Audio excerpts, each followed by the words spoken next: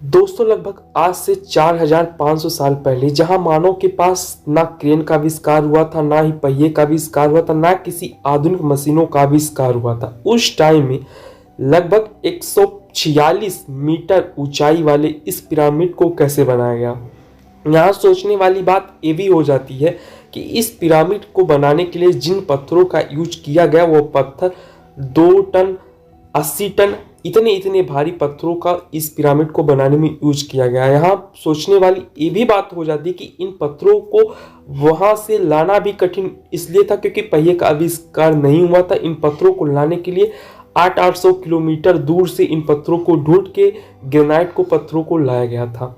तो नमस्कार दोस्तों, आज हम बात करने वाले हैं मिस्र के गीजा पिरामिड के बारे में। जी दोस्तों, मिस्र का गीजा का पिरामिड जो कि दुनिया के 7 अजूबे में शुमार है, इसको लेकर काफ़ी सारी मिस्ट्री हमें देखने को मिलती हैं। दोस्तों यह पिरामिड अपनी लंबाई को लेकर चर्चा में तो रहता है, बल्कि अपनी बनावट को लेकर काफ़ी चर्चा में रहता है, क्योंकि इसको बनाने में जो पत्थर यूज हुए हैं काफ़ी दूर दूर से इन पत्थरों को लाया गया और उन पत्थरों को लाने के लिए उस समय कोई साधन मौजूद नहीं थे। तो आखिर कैसे 800 किलोमीटर से इन पत्थरों को खोज के लाया गया।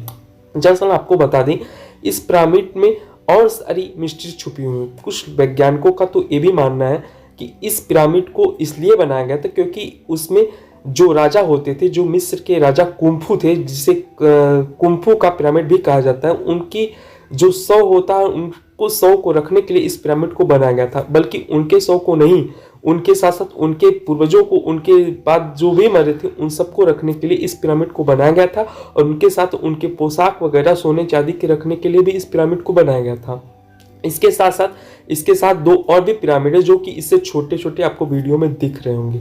लेकिन यहाँ तक तो बात ठीक समझ में आती है, लेकिन इस बात में एक और चीज जो जुड़ जाती है वह बात काफी सोचने में मजबूर कर देती है। दरअसल आपको बता दें, उस टाइम किसी के पास कंपास वगैरह नहीं होता था, फिर भी इस जो पिरामिड को बनाया गया है उसके चारों कोने इस तरीके से एग्जैक्ट पोजीशन में खड़े हैं जैसे कि धरती के चारों जो दिशाएं होती उसके एग्जैक्ट अक्ष पे उस चारों कोनों को रखा गया है।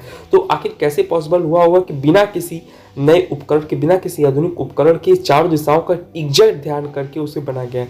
इस गीजा के पिरामिड में कुछ ऐसे द्वार भी हैं जिनका अभी खोज की जा रही है। अभी हाल ही में कुछ ऐसे सुरंगों का पता लगाया गया है जिनका पता अभी तक हमें नहीं चल पाया था। अब वैज्ञानिक उसको देखने की कोशिश कर रहे हैं। दरअसल वैज्ञानिक उसके अंदर मशीनों को भेज रहे हैं ताकि उसके अंदर पता लगाया जा सके कि आखिर इसके अंदर क्या छुपा है।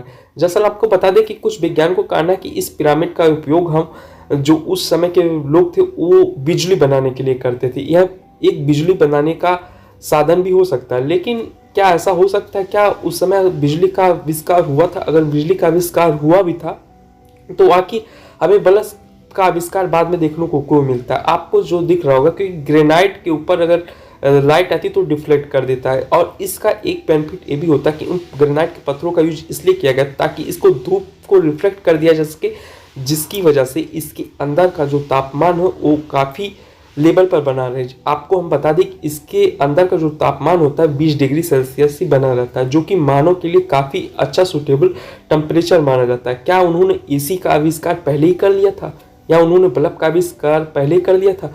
कुछ वैज्ञानिकों का तो ये भी मानना है कि इसे, ज़्यादातर अमेरिकी वैज्ञानिकों का मानना है कि इस पिरामिड का आविष्कार हमें भोजन संचय के लिए मिस्रवासी किया करते थे।